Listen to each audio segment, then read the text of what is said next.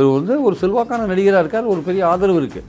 அது ஓட்டா மாறுமான்றது ஒரு பெரிய கேள்வி. யார் அரசியலுக்கு வந்தாலும் இப்படி கொந்தளிக்கிறது தான் அவங்களுடைய வேலையே.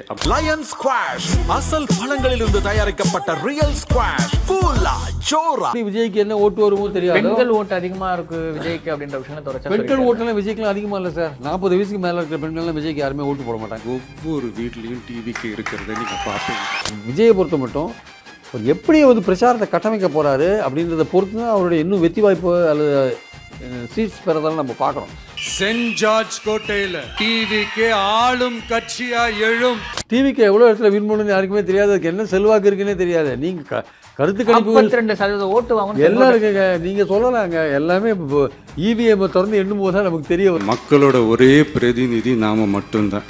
காங்கிரஸ் தாவேக்காக போச்சுன்னா விஜய்க்கு தான் பெரிய பிரச்சனைகள் வரும். மத்திய அரசுனால ஏகப்பட்ட பிரச்சனையை விஜய் சந்திப்பார்.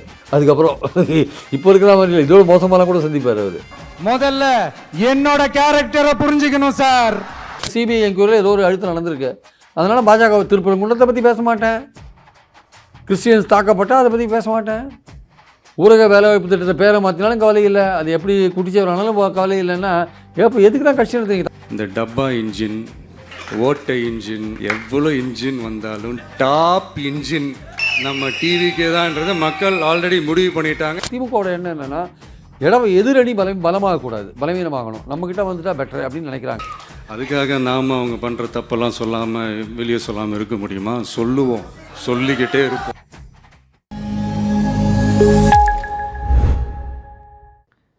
ராதாஸ்நேலுக்கு வணக்கம். அரசியல் பல பரபரப்பான கட்டங்களை நோக்கி நகர்ந்து கொண்டு இருக்கிறது. அது குறித்து விதைக்க மூத்த பத்திரிகையாளர் திரு பிரியன் அவர்கள் நம்ம இருக்கிறார். வணக்கம் சார். வணக்கம் சார். Okay sir. இதில் வந்து பார்த்திங்கன்னா கூட்டணி சார்ந்த விஷயங்கள் வரப்போ இப்போ தமிழ்நாட்டில் மேஜராக வந்து 4 பெரிய அலைன்ஸாக இருக்கிற மாதிரியான விஷயங்கள் இருக்குது. ஒன்று திமுக, இன்னொன்று அதிமுக, நாம் தமிழர், விஜய். தேமுதிக இன்னும் அதோட நிலைப்பாடு அறிவிக்கவே இல்லை. 3வது நாள் 4வது நாள் வந்து பார்த்திங்கன்னா உங்களோட கட்சி ஆஃபீஸ் வந்து விரிச்சொலிப்புக்கு விருப்பம் ஒன்று வாங்குறதுக்கு ஆளே கிடையாது அப்படின்னு சொல்லிட்டு ராமதாஸ், சீனியர் ராமதாஸோட ஸ்டேட்மெண்ட் என்ன இருக்குது, என்ன ஸ்டேட்டஸ்ன்றதே தெரியாத அளவுக்கு இருக்குது. அப்போ இவங்கெல்லாம் வந்து என்ன பண்ண போகிறாங்கன்னு ஒரு கேள்வி இருக்குது. தேமுதிக கால்வார் பண்ணி கூட ஏன் காலியாக இருக்குன்னு, ஆஃபீஸ் காலியாக இருக்குன்னா அவங்களோட குழப்பமான நிலைமை தான் காலியாக இருக்குது. யார் கூட கூட்டணின்னு தெரியாமல் அவன் ஏன் பணம் கட்டணும் வந்தீங்க? ஏடிஎம்கேல வந்து பணம் கட்டுறான்னா ஏடிஎம்கே எப்படியும் வந்து எல்லா இடத்துலையும் போட்டி போடும். அதுக்கு பணம் வரும், அவங்களுக்கு பணம் இருக்குன்னு தெரியும், வரும். இங்கே பணம் கொடுப்பாங்களா இல்லைன்னு தெரியாது. இல்லை, தேமுதிகவில் கேண்டிடேட்ஸ்க்கு பணம் கொடுக்கணும்ல செலவுக்கு, அது தேமுதிகவில் கொடுப்பாங்களா இல்லைன்னு சொல்ல முடியாது. அப்போது வசதி இருக்கிறவங்க தான் போடுவான். வசதி இருக்கிறவங்க யோசிச்சு தானே போடுவான். அவன் யோசிப்பான்ல, கண்டிப்பாக வந்து யாரோட நீங்கள் கூட்டணி வைக்கிறீங்க, என்ன விஷயம்னு யோசிப்பான்ல அவன். ஸோ அந்த பாயிண்டில் வந்து நீங்கள் கூட்டணியை பற்றி டிசைட் பண்ணாதே இருந்தீங்கன்னா, நீங்கள் அதிமுக திமுகன்னு கபடி ஆடிந்தீங்கன்னா அவன் யோசிக்கிறான். இவங்க தள்ளி போட்டுட்டே இருக்காங்க. இவங்க பேரன்னு சொல்ல முடியாது, பேச்சுவார்த்தை நடத்திட்டு இருக்காங்க. பேரன்னு சொன்னால் அவங்களுக்கு கோவம் வருது. சொன்னாங்களே சார் மேடையில் பேச்சுவார்த்தை நடத்திட்டு இருக்காங்க. அந்த பேச்சுவார்த்தை நீங்கள் நடத்திட்டு இருக்கும்போது 8+1 திமுக சொல்கிறாங்க. அங்கே வந்து டபுள் டிஜிட்டில் கேட்குறாங்க. அங்கே ராஜ்யசபா அங்கே கிடைக்குமா இல்லையான்னு உறுதியாக தெரியல. ஆக்சுவலாக ஏற்கனவே கொடுக்குறேன்னு சொல்லிட்டு கொடுக்கவே இல்லை. ஆமாம், கொடுக்கல. இப்போ வந்து அன்புமணி கொடுப்பாங்களா, தினகரன் கொடுப்பாங்களா, இல்லை வாசனுக்கு கொடுப்பாங்களா, இல்லை தேமுதிக கொடுப்பாங்களா? இருக்கிறது 2 வேகன்சி. தினகரனுக்கு தரேன்னு சொன்னதுனால தான் ஒரு கூட்டணி போயிருக்காருன்ற மாதிரி. தினகரனுக்கு பாஜக கொடுக்குறதா சொல்கிறாங்க, இல்லை அதிமுக கொடுக்குறதுன்னு தெரியாது. அப்போ வாசனுக்கு முடிஞ்சு போச்சு. அவர் ரொம்ப அதானியோட ரெக்கமெண்டேஷனில் உள்ளே வந்துட்டுருக்காரு. அவர் அதானியோட ரெக்கமெண்டேஷனில் உள்ளே வர்றாரு. அவர் இப்போ அந்த ரெக்கமெண்டேஷனில் முந்தைய எம்பி போஸ்ட்டை வாங்கினார் இங்கே ஏடிஎம்கேல. அதனால் வந்து இவருக்கும் அதே தான், அன்புமணிக்கு ப்ராமிஸ் பண்ணியிருக்கிறதா சொல்கிறாங்க. அப்போது இருக்கிறதே 2 வேகன்சி தான் அதிமுக எலெக்ட் பண்ண முடியும். அதில் இந்த வாட்டி யாருக்கு கொடுப்பாங்க? அப்போ ஏடிஎம்கே ஆளுங்களுக்கு கிடையவே கிடையாதா? அப்போ இவங்களுக்கு ப்ராமிஸ் பண்ணாதே இருக்காங்க. 2 டிஜிட் வேறு கேட்குறாங்க, 12 அப்படின்னு கேட்குறாங்க. 12னா கொடுப்பாரா மாட்டா, அவர் கொடுப்பாரா மாட்டாருன்னு தெரியாது. யார் எடப்பாடி கொடுப்பாரா மாட்டாரு தெரியாது. ஆனால் அவங்களுக்கு ஒரு ஆசை இருக்குது, பாஜகவுக்கு தேமுதிகவை இழுத்து போட்டுடணும். திமுகவுக்கு ஒரு ஆசை இருக்குது, தேமுதிகவை இழுத்து போட்டுடணும். ஏன்னா திமுகவோட எண்ணம் என்னென்னா எதிரணி பலமாகக்கூடாது, பலவீனமாகணும், நம்மக்கிட்ட வந்துட்டா பெட்டர் அப்படின்னு நினைக்கிறாங்க. 10 ஓட்டாக இருந்தாலும் பரவாயில்ல, 500 ஓட்டாக இருந்தாலும் பரவாயில்ல, இருந்தால் பெட்டரு. 2வது தேமுதிகவுக்கு வந்து நெகட்டிவ் ஓட்டு கிடையாது. தமிழ்நாடு முழுக்க ஒரு பாசிட்டிவான ஓட்டு இருக்குது. இவங்க வந்துட்டாங்களேன்னு பல பேர் ஓட்டு போடாத போக மாட்டான். பாமக அந்த மாதிரிலாம் ஒரு இங்கே நிலவெல்லாம் கிடையாது. ஸோ அதனால் வந்து அதை ஒரு ஷாக்காக வச்சு என்ன பண்ணாங்க, இந்த மாதிரி கேம் விளையாடிட்டு இருக்காங்க. அப்போ அவன் கட்சிக்காரன் என்ன நினச்சான், அவன் கட்சிக்காரன்ட்ட கருத்து கேட்டாங்க. நீ கட்சிக்காரன்ட்ட கருத்து கேட்டிங்கல்ல, கட்சிக்காரன் என்ன சொன்னானோ அது எப்படி நடக்கிறது உங்கள் கடமையா இல்லையா? கட்சிக்காரன் சொல்லி நீங்கள் ஓட்டு பெட்டியை திறந்து பார்த்து எத்தனை நாள் அது இன்றைக்கி? அப்போ கட்சிக்காரன் சொன்னது என்ன சொல்லுங்கள்? கட்சிக்காரன் சொன்னது என்ன? அவன் திமுகன்னு சொன்னாலும் அதிமுக சொன்னான்னு சொல்லுங்கள். அவன் ஒரு டெஃபினட்டான ஒரு விஷயம் சொல்லியிருப்பான்ல. 10 பேர் ஏடிஎம்கேன்னா கூட 11 பேர் டிஎம்கேன்னு சொல்லியிருப்பான், இல்லை 12 பேர் ஏடிஎம்கே 10 பேர் டிஎம்கே, எது வேணால் இருக்கட்டும் பரவாயில்ல. அப்போ கட்சிக்காரன் ஒரு முடிவு சொல்லியிருப்பானா இல்லையா? அப்போ உங்களுடைய உண்மையான தலைமையாக இருந்தால் என்ன பண்ணியிருக்கணும்? கட்சிக்காரன் சொன்னபடி நீங்கள் அடுத்த நடவடிக்கை எடுக்கணுமா இல்லையா? அனௌன்ஸ் பண்ணியிருக்கணும். ஏன் அனௌன்ஸ் பண்ணல? ஏன் அனௌன்ஸ் பண்ணல? அப்போ கட்சிக்காரனோட இது எண்ணங்களுக்கு மதிப்பு கிடையாதா? சரி, நீங்கள் கேட்டீங்க, ஒரு ஒப்பீனியன் எக்ஸ்பிரஸ் பண்ணான். எங்கள் தொண்டர்கள் விருப்பப்படி செய்வேன் தானே சொல்கிறீங்க. அவன் சொன்னவன் கருத்தை நீங்கள் ஏற்றுக்கல. சொன்னவன் பெரும்பாலும் திமுக போகணுன்றான். ஏன்னா அங்கே போனால் ஒரு 4 இடத்துல வின் பண்ண முடியும்னு அவன் சொல்கிறான். அவன் இங்கே பாஜகவோட போனால் நமக்கு எதிர் ஓட்டு விழும், நமக்கு அது போகிறதுக்கு அர்த்தம் இல்லைன்னு அவன் சொல்கிறான். அதை நீங்கள் போகுது. ஆனால் பாஜகவோட போனால் நமக்கு சுதீஷ்க்கு எம்பி போஸ்ட்டை வாங்கி அவனை மந்திரி ஆக்கணும் அப்படின்னு நீங்கள் ட்ரை பண்ணிங்கன்னா அப்போ கட்சிக்காரனோட எண்ணத்துக்கு மதிப்பு என்ன? ஏன்னா ராஜ்பவனில் நடந்த அந்த இது மீட்டிங்கில் கூட அவர் போய் கலந்துக்கிறாரு, நயினார் நாகேந்திரன் பேசுகிறாரு. இதெல்லாம் என்ன காமிக்குது? அப்போ நீங்கள் கட்சிக்காரன் சொல்படி நீங்கள் நடக்க மாட்டீங்களா? தேமுதிக இந்த வாட்டி திமுக தவிர அதிமுக கூட்டணிக்கு போச்சுன்னா அவங்க கட்சியிலேயே பல பேர் பிரிஞ்சு இங்கே வருவாங்க. எப்படி 2016 நடந்ததோ அது மாதிரி தான் நடக்கிறதுக்கான வாய்ப்புகள் இருக்குது. ஆக்சுவலாக இப்போ ஈரோடு எம்எல்ஏவாக இருக்கார். காங்கிரஸ்லேயே அவங்க பிரிஞ்சு போனாங்கன்னா கூட காங்கிரஸ்லேயே கூட ஒரு பிளவு வரதுக்கான வாய்ப்பு இருக்குது. ஆனால் காங்கிரஸ் போகாது அப்படின்ற மாதிரி செய்திகள் தான் நம்ம பார்க்க முடியுது. ஏன் அப்படின்னா இப்போ டிவிகேவோட கூட்டணி பேச்சுவார்த்தை நடத்துகிறாங்க, 70 சீட் வரைக்கும் பேசுகிறாங்க, துணை முதல்வர் பேசுகிறாங்க, அப்படி இப்படின்ற அளவுக்குலாம் பில்டப்பாக நியூஸ் வந்துட்டு இருந்துச்சு. சமீபத்தில் டிவிகே ரமேஷ் அவர்கள் ஒரு செய்தி போட்டிருந்தார். அந்த மாதிரி யாரும் கூட்டணி இதெல்லாம் பேசலை, உங்கள் ஆதாயத்தை எங்கள் பேரை பயன்படுத்தாதீங்கன்ற மாதிரி விஷயங்கள் ஒன்று போட்டிருந்தார். யாரும் பேசியிருக்க வேண்டிய அவசியமே கிடையாது சார். முதல்ல டிவிக்கு எவ்வளோ இடத்துல வின் பண்ணணும்னு யாருக்குமே தெரியாது. அதுக்கு என்ன செல்வாக்கு இருக்குன்னே தெரியாது. நீங்கள் கருத்து கணிப்பு 52% ஓட்டு வாங்கணும் எல்லாம் இருக்குங்க. நீங்கள் சொல்லலாங்க, எல்லாமே இப்போ இவிஎம் திறந்து எண்ணும் போது தான் நமக்கு தெரிய வரும் ஆக்சுவலாக. அதனால் ஏன்னா அவர் ஏற்கனவே ஏதாவது ஒரு தேர்தலில் போட்டி போட்டு ஒரு அளவீடு, ஒரு கணக்கு பண்ணுறதுக்கான ஒரு வசதிகள், ஒரு ஐடியா கொடுக்குற வசதிகள் இருந்தால் பரவாயில்ல. அவர் எதுலேயுமே போட்டி போடாது இருக்கார். அவர் ஏதோ ஒரு எலெக்ஷனில் போட்டி போட்டார், இவ்வளோ ஓட்டு வாங்கினார்னா அதை வச்சு நம்ம ஒரு கணிக்கலாம். எதுலேயுமே போட்டி போடல அப்படின்ற போது அவர் ஒரு பாப்புலர் ஆக்டராக இருக்கார். பாப்புலர் ஆக்டராக அவருக்கு ஒரு செல்வாக்கு இருக்குன்றதை மறுக்கிறதுக்கு இல்லை. அவருக்கு திமுக எதிர்ப்போட்டுகள் கூட விழுன்றதை மறுக்கிறது இல்லை. ஆனால் எவ்வளோ விழும், எப்படி விழுன்னு சொல்ல முடியாது. அதனால் அவரை பற்றி நம்ம கணிக்க முடியல. அவர் என்ன வின் பண்ணுவார்னு கணிக்க முடியல. அப்போ அவர் என்ன வின் பண்ணுவார் கணிக்க முடியாத ஒரு இடத்துல நீங்கள் 70 சீட் கொடுத்தானே, டெப்டி சிஎம் கொடுத்தானே, முதல்ல நீங்கள் எவ்வளோ சீட் வருவீங்கன்னு தெரியாத. அப்புறம் அதில் போய் வாங்கினா பிரயோஜனம். முதல்ல ஒரு ஐடியாவே இல்லாத போது எப்படி காங்கிரஸே கூட எப்படி அங்கே போய் சேருவாங்க? இல்லை, அவருக்கு ஒரு ஐடியா இருக்குமான்ற ஒரு கேள்வி இருக்குது. இல்லை, அவருக்கு ஐடியா இருக்கோ இல்லையா? அந்த ஐடியா செயல்படணுமே. ஆக்சுவலாக அது களத்தில் செயல்படணுமே. நீங்கள் பெரிய நடிகராக இருந்தால் நீங்கள் வின் பண்ணுவீங்கன்னு உறுதிமொழி ஏதாவது இருக்கா? எம்ஜிஆர் வின் பண்ணாருன்னா அவர் திமுகவோடய பயணம் பண்ணார், திமுகவில் ஒருத்தராக இருந்தார். அவங்க ரசிகர்கள்லாம் ஒரு பொலிட்டிக்கலைஸ் ஆனவங்களாக வந்தாங்க, ஓட்டு போட்டாங்க. அப்போது திமுகவுக்கு எதிரான ஒரு சுச்சுவேஷன் அங்கே இருந்தது. இப்போவும் திமுகவுக்கு எதிராக கொஞ்சம் சுச்சுவேஷன் இருக்குது. ஆனால் அதே சமயம் ஒரேடியாக மக்கள் திமுக ஆட்சியே ஒழிச்சே திருவண்ணூர்லாம் இருக்காங்கன்னா அப்படிலாம் எனக்கு ஒன்றும் தெரில சார். திமுகவுக்கு எதிராக அதிருப்திகள் நிறையா இருக்குது. திமுக என்ன சொல்லுது, ஆன்டி இன்குமென்சி இருக்கிற மாதிரி ப்ரோ இன்குமென்சி எங்களுக்கு இருக்குது, எங்களால் பயன்பெற்றவர்கள் எங்களுக்கு ஓட்டு போடுவாங்கன்னு அவங்க சொல்கிறாங்க. அதில் அவங்க ஒர்க் பண்ணுறாங்க. அதனால் தமிழ்நாட்டில் இங்கே எந்த கிராமத்தில் போனாலுமே பயன்பெற்றவர்கள் இருக்காங்கல்ல. அவன் எனக்கு இவ்வளோ நீங்கள் பெண்கள் பாதுகாப்பு, போதை மருந்து, கள்ளச்சாராயம், வாக்குறுதி நிறைவேற்றாது எல்லாம் நீங்கள் சொல்லலாம். ஆனால் பயன்பெற்றவன் எனக்கு இதனால் ஆதாயம்ப்பா. எங்கள் வீட்டில் எங்கள் பொண்ணு 1000 ரூபா வாங்குது, எங்கள் பையன் 1000 ரூபா வாங்குறான், என் சின்ன பையன் ஸ்கூலில் பிரேக்ஃபாஸ்ட் சாப்பிட்றான், நான் பஸ்ஸில் ஃப்ரீயாக போகிறேன், எனக்கு 1000 ரூபா கிடைக்குது. இதெல்லாம் அவனுக்கு கிடைச்ச பெனிஃபிட் அவன் நினச்சி நான் டிஎம்கேக்கு தான் ஓட்டு போடுவேன்னு அவன் நினச்சான்னா அந்த ஓட்டை வாங்கணும் தான் திமுக ட்ரை பண்ணுறாங்க. வாங்கிட முடியுமா? அப்படியே வாங்கிட முடியுமா? அதுவும் ஒரு கேள்விக்குறி தான். வாங்கிட முடியுமான்னு ஒரு கேள்விக்குறி. எப்படி விஜய்க்கு என்ன ஓட்டு வருமோ தெரியாது. பெண்கள் ஓட்டு அதிகமாக இருக்குது விஜய்க்கு அப்படின்ற விஷயம் தொடர்ச்சி. பெண்கள் ஓட்டுலாம் விஜய்க்குலாம் அதிகமாக இல்லை சார். 40 வயசுக்கு மேலே இருக்கிற பெண்கள்லாம் விஜய்க்கு யாருமே ஓட்டு போட மாட்டாங்க. 40 வயசுக்கு எவ்வளோ பேர் இருக்காங்க சொல்லுங்கள்? 40 வயசுக்கு மேலே இருக்கிற பெண்கள் கிட்டத்தட்ட 1,30,00,000 பேர் உரிமை தொகை வாங்குறாங்க. எப்படி ஓட்டு போடுறாங்கன்னா அவங்களாம் விஜய்க்கு எப்படி ஓட்டு போடுவாங்க? மாதம் 1000 ரூபாய் கையில் வாங்கிட்டு இருக்காங்க சார். அவங்க திமுகவுக்கும் ஓட்டு போட்டிருக்கலாம், அதிமுகவுக்கும் ஓட்டு போட்டிருக்கலாம். அந்த 1,30,00,000 பேர் வாங்குறாங்க. வாங்காதவங்க மீதி இருக்கிறவங்க அதிமுக ஓட்டு போட்டுருக்கலாம் சார். வாங்குறவன் திமுகவுக்கு தான் ஓட்டு போடுவான். 1000 ரூபா வாங்கிட்டு இருக்கான் சார். அந்த நன்றி கடனை செலுத்த மாட்டானா? அதுதான் அது செலுத்தலைன்னா என்ன பண்ணுறது? செலுத்தலைன்னா தோக்க போகிறாங்க. அது ட்ரை பண்ணுறாங்க. நான் சொல்ல வருதுன்னா they are trying. DMK try பண்ணுறாங்க. நம்மளால் பயன்பெற்றவர்களோட ஓட்டை வாங்கி போட்டு திமுகவுக்கு ஆதரவாக கொண்டாந்து சேர்த்துடணும் அப்படின்னு ட்ரை பண்ணுறாங்க. அதில் அவங்க வின் பண்ணிட்டாங்கன்னா பெரிய சாதனை அது ஆக்சுவலாக. அதனால் அவங்க சொல்கிறாங்க, நாங்கள் களத்தில் பார்க்குறோம், மக்கள் நாங்கள் செஞ்ச காரணத்தினால எங்களுக்கு ஓட்டு போடணுன்னு தான் அவங்க சொல்கிறாங்க அப்படின்னு அவங்க நினைக்கிறாங்க. அதனால் விஜய்க்கு என்ன ஓட்டு இருக்குன்னு தெரியாத போது. ரெண்டாவது விஜயோடைய பாஜக எதிர்ப்பு நியாயமாக அது உறுதியானது தானே? அதுவும் ஒரு கேள்விக்குறி. காங்கிரஸ் அங்கே போய் சேர்ந்தா? காங்கிரஸ் இங்கே இந்த அணியிலே இருக்குது. பாஜக எதிர்ப்பு அணி இது ஆக்சுவலாக. இந்தியா கூட்டணி நேஷனல் லெவலில் பாஜக எதிர்ப்பு அணி, மோடிக்கு எதிர்ப்பணி. அந்த மாதிரி சொல்ல முடியுமா? சிபிஐ என்கொயரிக்கு போனதுக்கப்புறம் பயந்து உட்காந்துருக்காரு. அவர் எதை பற்றியும் பேசுறது. பட்ஜெட்டை பற்றி கருத்து சொல்லாத ஒரு கட்சி இருக்குன்னா இந்தியாவிலேயே தாவேக்கா தான் அது ஆக்சுவலாக. நாங்கள் எல்லாத்தையும் கருத்து சொல்லி ஆகணுமா அப்படின்னு? ஆமாங்க, இந்தியாவுடைய தலையெழுத்து, பொருளாதார தலையெழுத்தை நிர்ணயிக்கிற பட்ஜெட்டை பற்றி ஒரு கருத்து சொல்லலைன்னா நீங்கள் எதுக்கு கட்சி நடத்துறீங்க? நீங்கள் எதுக்கு கட்சி நடத்துறீங்க? முதல்ல தமிழ்நாட்டுக்கு ஏதாவது திட்டம் வரலன்றதையாவது அவங்க ஐடென்டிஃபை பண்ணி அது கூட சொல்லலையே. அதுவுமே சொல்லலையே. அப்புறம் என்ன அர்த்தம்? பயம் தானே, ஏதோ ஒரு பயம். சிபிஐ என்கொயரியில் ஏதோ ஒரு அழுத்தம் நடந்திருக்கு, அதனால் பாஜக திருப்பரங்குன்றத்தை பற்றி பேச மாட்டேன், கிறிஸ்டியன்ஸ் தாக்கப்பட்டால் அதை பற்றி பேச மாட்டேன், ஊரக வேலைவாய்ப்பு திட்டத்தை பேரை மாற்றினாலும் கவலை இல்லை, அது எப்படி குட்டிச்சவரானாலும் கவலை இல்லைன்னா எப்போ எதுக்கு தான் கட்சி நடத்துறீங்க? தமிழ்நாட்டுக்கு நிதி கொடுக்கல, சொந்த படப்பிரச்சனையாக அவர் பேச மாட்டாருன்னு உட்காந்துருக்கு. அதாங்க எல்லாத்துக்கும் பயங்க, எல்லாத்துக்கும் பயம். கேட்டால் அது ஒரு ஸ்ட்ராட்டஜின்றாங்க. கேட்டால் அவங்க ஆளுங்க சொல்கிறாங்க ஸ்ட்ராட்டஜி, இது ஒரு ஸ்ட்ராட்டஜி. என்ன ஸ்ட்ராட்டஜி இது? ஒரு அரசியல் தலைவர் கருத்துக்கள் சொன்னால் தான் உங்களை மக்கள் புரிஞ்சுப்பாங்க. அப்போ நீங்கள் வந்து ரசிகர்களாகவே வச்சுருக்கீங்களா? நீங்கள் அரசியல் மயப்படுத்தவே விரும்பலையா? நீங்கள் எல்லாம் கருத்து சொன்னால் தானே அவங்கள பார்த்து நீங்கள் என்ன சொல்கிறீங்கன்னு பார்த்து அவன் படித்து அவன் தன்னை வந்து ஒரு பொலிட்டிகலைஸ் பண்ணிப்பான். அவன் நீங்களே எதுவும் சொல்லலைன்னா அவன் எப்படி பொலிட்டிகலைஸ் ஆகும்? அவனும் சினிமா ரசிகராகவே இருப்பான் அவன். ஆனால் இந்த ஒரு விஷயம் இருக்குல்ல, சினிமா ரசிகர்களாக இருந்தாலும் அதிமுகவுக்கு அந்த ஓட்டுன்றது தொடர்ச்சியாக அந்த ரசிகர்களாலே தான் விழுந்துக்கிட்டே இருந்துச்சு. அதே மாதிரியான விஷயங்களை விஜய் வந்து எதுவும் கேட்சப் பண்ணுறதுக்கான வாய்ப்பு இருக்குது. ஒரு கட்டத்தில் அவங்கள நீங்கள் பொலிட்டிகலைஸாக கன்வெர்ட் பண்ணலைன்னா உங்களுக்கு ஓட்டு தொடர்ந்து விழாது, அது வந்து இதாகிடும். அது இப்போ எவ்வளவோ நடிகர்கள் கட்சி ஆரம்பித்தாங்க, எல்லாருமே சக்ஸஸ்ஃபுல்லாக போனாங்களா? எம்ஜிஆர் தவிர ஈவன் பெரிய ஆந்திரா சூப்பர் ஸ்டார் சிரஞ்சீவி உட்பட எல்லாம் தோற்று தானே போனாங்க. பவன் கல்யாணே முதல்ல 2 எலெக்ஷன் தோற்று தானே போனார், அப்புறம் தானே கூட்டணியில் தானே வந்திருக்காரு ஆக்சுவலாக. ஸோ நம்ம பாயிண்ட் என்னென்னா அது இல்லை. அதனால் எடுத்த உடனே எல்லா நடிகர்களும் பிரமாதமாக வந்துருவாங்கன்னு சொல்ல முடியாது. இவர் வந்து ஒரு செல்வாக்கான நடிகராக இருக்கார், ஒரு பெரிய ஆதரவு இருக்குது.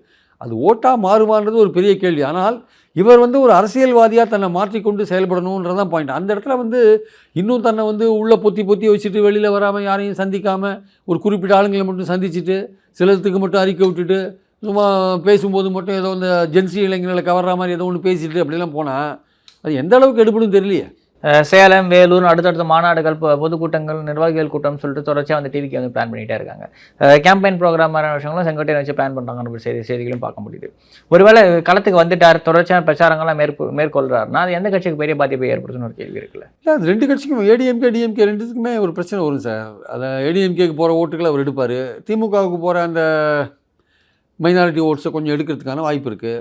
அவருக்கே அதிமுக அட்டாக் ரொம்ப ஸ்ட்ராங்காக 2 கட்சி மேலேயும் பண்ணாருன்னா அதிமுக பிடிக்காதவங்க அவருக்கு ஓட்டு போகிறதுக்கான வாய்ப்பும் இருக்குது. ஆனால் இப்போ அதிமுகவை இவர் அடிக்கிறத விட அவங்க 2 பேரும் அடிக்கிறது தான் இவருக்கு ரொம்ப ஹெவியாக விடுற மாதிரியான விஷயங்கள் பார்க்க முடியாது. இவர் வெளியில் வந்து இவர் என்ன பேசுகிறாரு பார்க்கணும். இவர் பிரச்சாரத்தில் இவர் எப்படி பேசுகிறாரு, இவர் எப்படி யாரை அட்டாக் பண்ணுறாரு, என்ன ஏது விஷயம் பார்த்துட்டு தான் நம்ம சொல்ல முடியும். ஆனால் தற்சமயத்துக்கு வந்து ஏடிஎம்கே புரிஞ்சுட்டாங்க இவரால் நமக்கு பெரிய ஆபத்து இருக்குட்டு, அதனால தான் அவர் அடிக்க ஆரம்பிச்சிட்டாங்க. அவர் என்ன பண்ணிட்டார், இவங்களை அடிக்கணும்னு முடிவு பண்ணிட்டார். அதனால தான் அவர் ஆரம்பித்தார். அவர் ஆரம்பித்தப்போ தான் இவங்க ஆரம்பித்தாங்க. அதுலேயும் இவங்க விஜய் வந்து வான்னு கூப்பிட்டு தானே இருந்தாங்க. இன்றைக்கும் தமிழிசை வான்னு கூப்பிட தானே செய்கிறாங்க. தம்பி விஜய் தனியாக போயிடாதமா, பயம் ஜாக்கிரதமா, உன்னால் நீ ஜெயிக்க முடியாதுமான்னு தமிழிசை கதறாங்கல்ல. ஏன் கதறாங்க? அதிமுக ஆமாம், அவங்களுக்கு அதிமுக மட்டும் போராது, அதனால் அவங்க கதறாங்க. ஆமாம், அவங்க எந்த எலெக்ஷனில் அவங்க வின் பண்ணாங்க, எல்லாம் தோற்று தான் இருக்காங்க. ஸோ நம்ம பாயிண்ட் அது இல்லை. பாயிண்ட் என்னென்னா வந்து நீங்கள் விஜயை பொறுத்த மட்டும் அவர் எப்படி வந்து பிரச்சாரத்தை கட்டமைக்க போகிறாரு அப்படின்றத பொறுத்து தான் அவருடைய இன்னும் வெற்றி வாய்ப்பு அல்லது சீட்ஸ் பெறதாலும் நம்ம பார்க்கணும். அவர் இதுவரையும் வந்து அப்படியே இருந்துட்டார், ஒரு மாதிரி கருத்து சொல்லிட்டு இருந்துட்டார்.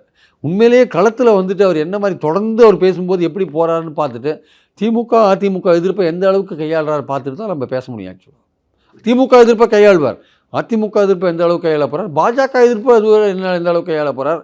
ஏன்னா தமிழ்நாட்டில் பாஜக எதிர்ப்பு ஓட்டுன்னு ஒன்று திமுகவுக்கு போயிட்டுருக்கு. அந்த ஓட்டை நீங்கள் வாங்கணுன்னா பாஜக எதிர்ப்பை கையில் எடுக்கணும். கொள்கை எதிரின்னு சொல்லிட்டு சும்மா இருக்க முடியாது. அதை நீங்கள் எவ்வளோ தூரம் பண்ண போகிறீங்களோ அதை பொறுத்து தான் உங்களுக்கு வர ஓட்டெல்லாம் அமையும். இல்லை, அதுதான் கேள்வி. இப்போ அதிமுக எதிர்ப்பு ஓட்டு, பாஜக எதிர்ப்பு ஓட்டெல்லாம் இவ்வளோ நாள் வந்து திமுக வந்து ஈஸியாக அறுவடை பண்ணிட்டு இருந்துச்சு. அதுக்கான ஈஸியான கிளிப்பேஸாக காங்கிரஸோ விசிகாவோ இருந்துச்சு. காங்கிரஸ் ஒரு மிகப்பெரிய முரண்பாடாக இருக்குது.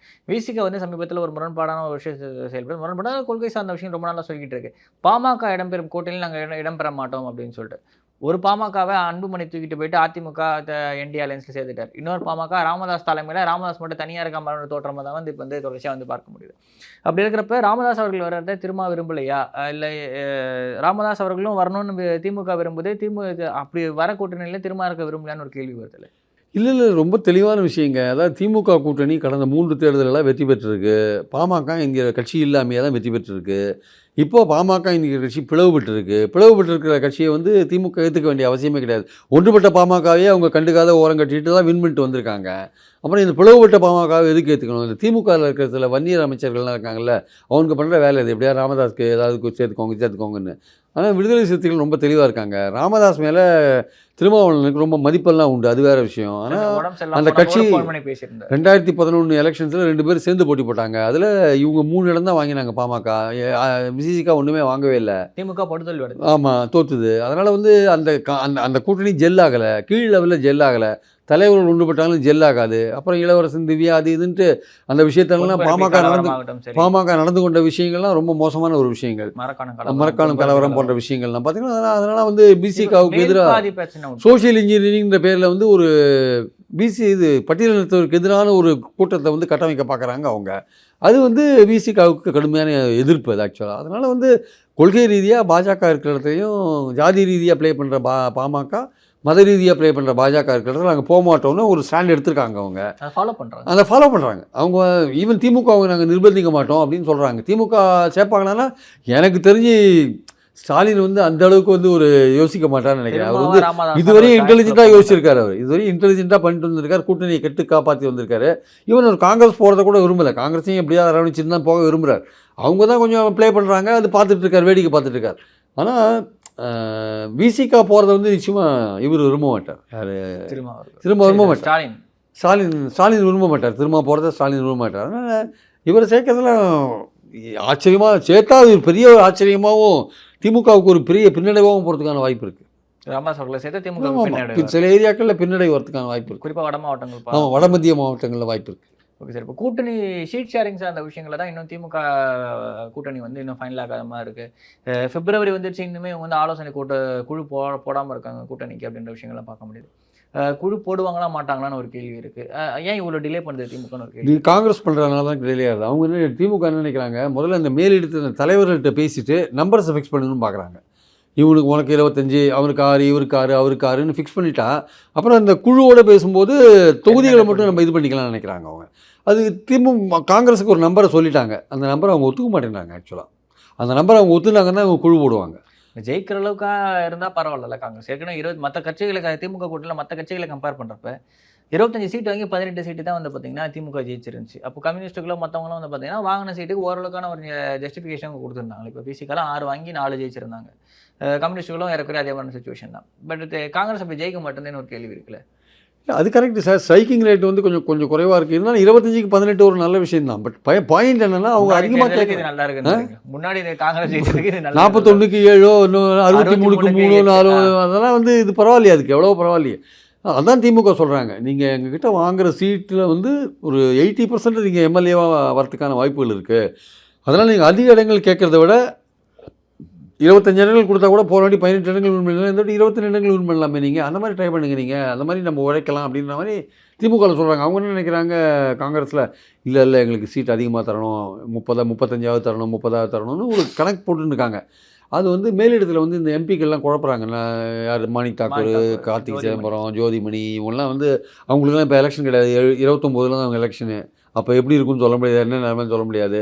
ஸோ இப்போ வந்து அவங்களுக்கு திமுக ஏதோ பர்சனலாக பிடிக்கல அவங்களுக்கு. ஸோ என்ன திமுக விட்டு தேர் இழுத்து தெருவில் விடலான்னு பார்க்குறாங்க அவங்க. காங்கிரஸ் இழுத்து தெருவில் விட்டு போயிடலான்னு பார்க்குறாங்க போட்டுருக்கு. தாவேக்காவோட சேர்ந்தால் என்ன வின் பண்ணும் ஏதுன்னே தெரியாது. இங்கே இருக்கிற வெற்றி பண்ணுமானே தெரியல. தாவேக்கா வின் பண்ணுமான்றது அதான் அந்த இடத்துல போய் இவங்க போய் சேர்ந்தா என்ன ஆகுது, அதுவே வின் பண்ணுமா தெரியலன்ற போது, என்ன ஓட்டு வாங்குன்னு தெரியாத போது. அதனால் அந்த நம்பர்ஸ் வந்து ஃபிக்ஸ் ஆகலை இன்னும். அந்த இவங்க அன்அஃபிஷியலாக பேசுகிறாங்க. திமுகலேருந்து அன்அஃபிஷியலாக எல்லா கூட்டணி கட்சிகள்கிட்டலாம் பேசுகிறாங்க. அந்த நம்பர்ஸை ஃபிக்ஸ் பண்ணிட்டாங்கன்னா காங்கிரஸோட ஃபிக்ஸ் ஆகாதனால தான் இந்த பிரச்சனை வருது. இப்போது காங்கிரஸை ஃபிக்ஸ் பண்ணிட்டாங்கன்னா மற்றெல்லாம் ஃபிக்ஸ் பண்ணிவிடுவாங்க. காங்கிரஸ் வந்து ஈர்த்தடிக்கிறாங்க. இவங்க சொன்ன நம்பர் 27 இவங்க சொன்னாங்க. ஒரு நம்பர் 25, 2 கூட கொடுக்கணும், 27 அவங்க அதை ஒத்துக்க மாட்டேன்றாங்க. குறைஞ்சபட்சம் 35 வேணுன்றாங்க. இது அவங்க கொடுக்க மாட்டேன்றாங்க. இந்த கூட்டணி கட்சிகளெலாம் நீங்கள் அதிகமாக கொடுக்கன்னாகும் திமுக போட்டி போடுற இடங்களோட எண்ணிக்கை குறையும். அது குறையும் போது நீங்கள் மெஜாரிட்டி வாங்குறதுக்கு ரொம்ப கஷ்டப்பட வேண்டியிருக்கும் ஆக்சுவலாக. அப்போ நீங்கள் கூட்டணி ஆட்சி இயல்பாகவே கூட்டணி ஆட்சிக்கு போக வேண்டிய கட்டாயம் வந்துடும். தொங்கு சட்டசபையெல்லாம் வந்து அதனால் அந்த நிலைமைக்கு போக திமுக விரும்பலை. குறைஞ்சபட்சம் அவங்க 175 இடங்களில் போட்டி போட விரும்புகிறாங்க. அதுக்கேற்றபடி தான் பிரித்து தரத்துக்கு நினைக்கிறாங்க ஆக்சுவலாக. அதனால் வந்து கட்சிகள் வந்து ஒரிஜினல் அவங்க பேனரில் நிற்கிறேன், அவங்க சிம்பிளில் நிற்கிறன்ற விஷயங்களை கேட்டுட்டு இருக்காங்கல்ல. அதெல்லாம் கொடுக்க மாட்டாங்க சார். இப்போது இந்திய யூனியன் முஸ்லீம் லீக் தவிர மற்றவங்கலாம் ஈவன் மதிமுக போன வாட்டி உதயசூரியன் தான் நின்னாங்க. அப்புறம் நடுவில் இப்போ பார்லிமெண்ட்டில் தீப்பெட்டி சின்னத்தில் நின்னாங்க. தீப்பெட்டி சின்னத்தில் நின்னார். இந்த வாட்டி அவங்க தீப்பெட்டி சின்னத்தில் நிற்கலாம், இல்லை வேற ஒரு சின்னத்தை செலக்ட் பண்ணி நான் நிற்கிறோம், அங்கீகாரம் வரணுன்றதுக்காக நிற்கலாம். பட் ஆனால் வந்து அந்தளவுக்கு இவர் வந்து ஸ்டாலின் வந்து விடுவாரான்றது ஒரு கேள்விக்குறி. ஏன்னா சிபிஐ சிபிஎம்முக்கெலாம் ஒரு குறிப்பிட்ட சின்னம் இருக்கும், ஒன்றும் பிரச்சனை கிடையாது. விசிகாவுக்கும் அங்கீகாரம் வந்துடுச்சு பானை சின்னம். அதனால் மதிமுக ஒரு பிரச்சனையாக இருக்கும். இந்திய யூனியன் முஸ்லீம் லீக்கு நேஷனல் லெவலில் அவங்க இருக்காங்க, அதனால் அவங்களுக்கு ஒரு பிரச்சனையும் இருக்காதுன்னு நினைக்கிறேன். ஸோ அதனால் தேமுதிக சேர்ந்தாங்கன்னா அவங்களுக்கு சின்ன ஒரு பிரச்சனையாக இருக்கலாம். தேமுதிக வரா மாதிரி தெரியல, அது அதிமுகவோ திமுகவோ தெரியல. ஸோ காங்கிரஸுக்கு ஒரு பிரச்சனையும் இருக்காது. ஆனால் இந்த தமீமுல் அன்சாரி, இந்த கருணாசு, தனியரசு இவங்கெல்லாம் சேர்ந்தாங்கன்னா அவங்களாம் உதயசூரியன் தான் போட்டு போட வேண்டியிருக்கும். உதயசூரியன் 175 இடங்களில் உதயசூரியன் போட்டி பண்ணணும். அதுக்கேற்றபடி தான் நான் சீட்டை பிரித்து கொடுப்பேன்னு திமுக சொல்லுது. அந்த மேல் லெவலில் இந்த தலைவர்கள் வந்து நம்பர்ஸை ஒத்துட்டாங்கன்னா உடனே குழு போட்டுரும் திமுக. போட்டு தொகுதிகளை மட்டும் இப்போ சொன்னால் போதும் இல்லையா? அப்போது அந்த நம்பர்ஸை ஒத்துக்கிறது தான் இப்போ பேச்சுவார்த்தை போயிட்டுருக்கு. அவங்க ஒன்ஸு காங்கிரஸ் ஓகே பண்ணிட்டாங்கன்னா போயிடும். அதனால் இப்போ காங்கிரஸ் இப்போது அவங்க பண்ணிகிட்ருக்காங்க. ஒன்று திமுகவை இது விட்டுட்டு நம்ம போயிட்டால் நேஷனல் லெவலில் நமக்கு திமுகன்ற ஒரு உறுதியான ஒரு சப்போர்ட் அங்கே இருக்காது பார்லிமெண்ட்லலாம். திமுகவுக்கும் அது நல்லது, காங்கிரஸ் இல்லாத இருக்கிறது நமக்கு நல்லது. அடுத்த வாட்டி ஆட்சிக்கு வந்தாலும் பாஜக வந்து ஓரளவுக்கு நிதியெல்லாம் கொடுப்போம். அட்லீஸ்ட்டு காங்கிரஸ் இல்லைன்றதுனால அவங்க திமுக வந்து அது கூட க்ளோஸாக இருக்கோ இல்லையோ, திமுகவை விட்டு காங்கிரஸ் போச்சுன்னா பால் பாயசம் சாப்பிட்றது பாஜக தான். அது ஒன்றும் சந்தேகமே கிடையாது. காங்கிரஸ் அலைன்ஸ் இல்லாத ஒரு கவர்மெண்ட், காங்கிரஸ் கூட்டணி இல்லாத அவங்க பிஜேபியை பொறுத்த மட்டும் காங்கிரஸ் ஒழிக்கணும்னு தான் பாயிண்ட். அவங்களுக்கு மாநில கட்சிகள்லாம் ஒரு பெரிய பிரச்சனை கிடையாது. ஆனால் திமுக, ஆமாம், திமுக வந்து ஐடியாலஜிக்கலாக எதிர்க்க இருக்குன்றது உண்மை, அது வேற விஷயம். அது வந்து ஒரு எதிரியாக இருக்குது. ஆனால் அதை விட மோசம் காங்கிரஸ் ஒழிக்கணுன்றது அவங்க முக்கியமான. ஸோ காங்கிரஸ் போச்சுன்னா அவங்க கவலையே பட மாட்டாங்க. காங்கிரஸ் தேவைக்காக போச்சுன்னா விஜய்க்கு தான் பெரிய பிரச்சனைகள் வரும். மத்திய அரசுனால ஏகப்பட்ட பிரச்சனையை விஜய் சந்திப்பார். அதுக்கப்புறம் இப்போ இருக்கிற மாதிரி இல்லை, இதோட மோசமாலாம் கூட சந்திப்பார் அவர். மத்திய அரசு எல்லா ஏஜென்சியும் ஏவி விட்டுருவானுங்க. அப்புறம் அது வேறு விஷயம். அது வந்து எப்படி நடந்துக்குதுன்னு பொறுத்து தான் பார்க்கலாம். ஆனால் இப்போ இருக்கிற சூழலில் எல்லாருமே சொல்கிறாங்க கடைசியாக காங்கிரஸ் வந்து திமுகவோட தான் போகும்னு. இன்னும் நம்பிக்கையோட திமுகலையும் சொல்கிறாங்க, காங்கிரஸையும் சொல்கிறாங்க. சில பேர் காங்கிரஸ்காரங்க ஒருபடி மேலேயே போயிட்டு, சார் இது அது மாதிரிலாம் போச்சுன்னா நாங்கள் காங்கிரஸே பிளவுபட்டுரும் சார், 96 தாவேக்கா மாதிரி தமாக்கா மாதிரி பிளவுபட்டுரும் சார் அப்படின்னு சொல்கிறவங்களும் இருக்காங்க. பட்டு காங்கிரஸ் அந்த அளவுக்கு போகுமான்னு தெரியாது. அவங்க சோனியாலாம் வந்து ஓரளவுக்கு, ராகுல் கூட ஓரளவுக்கு ஸ்டாலினோட நல்ல ரேப்போவில் தான் இருக்கார். இவ்வளவு ப்ரொவோகேஷன் இருந்து கூட திமுக ரொம்ப சைலண்ட்டாக டீல் பண்ணுறாங்க பாருங்கள். இவ்வளவு ப்ரொவோகேஷன் காங்கிரஸ்லேருந்து இருக்குது, அவன் பேசிகிட்டு இருக்கான். ஆனால் ஸ்டாலின் வந்து ரொம்ப சாலிடாக இருக்கார் பாருங்கள். ஸோ அவர் என்ன நினைக்கிறாரு, காங்கிரஸ் மேலிடம் எப்படியாவது நம்மளோட கூட்டு சேர்ந்து தான் இருப்பாங்கன்னு அவர் உறுதியாக நம்புறார். ஸோ அந்த நம்பர்ஸை ஃபிக்ஸ் பண்ணுறதால லேட் ஆகுது, அதனால தான் குழு போடுறதுக்கு லேட் ஆகுது ஆக்சுவலி. ஓகே சார், இவ்வளோ நேரம் உங்களுக்கு பொண்ணான நேரத்தை கொண்டு போய் நன்றி. தேங்க்யூ.